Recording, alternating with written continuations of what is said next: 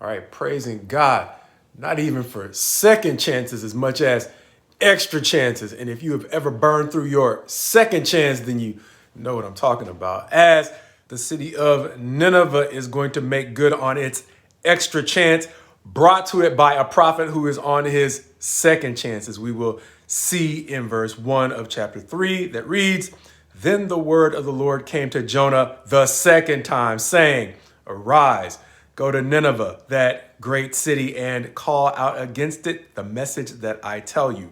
Jonah gets it. So in verse 3, so Jonah arose and went to Nineveh according to the word of the Lord. Now, Nineveh was an exceedingly great city, thus our title, 3 days journey in breadth. It's impressive to me. But what's even more impressive might be the fact that, as we have mentioned before, they actually listened to Jonah.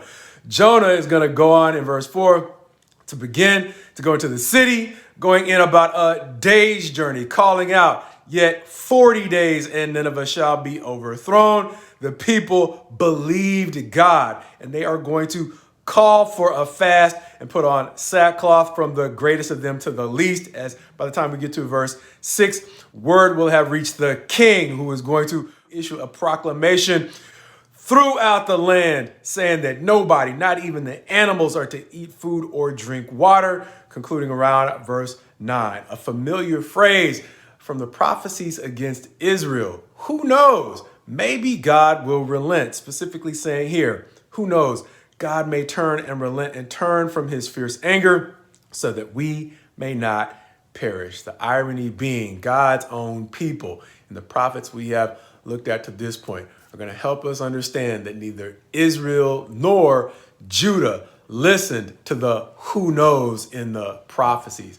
And even though there were probably some, thus the remnant we saw in Isaiah and the other prophets, most of God's people seem to have gotten to the point where they had less respect for God's word than the godless people nearby them. This time, the people of Nineveh.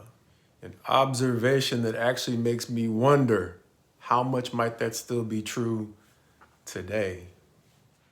And as happy as I've been with much of the response to the request for us to reconsider our approach to God's word, I'd be lying if I didn't say that in times like these, I'm still concerned.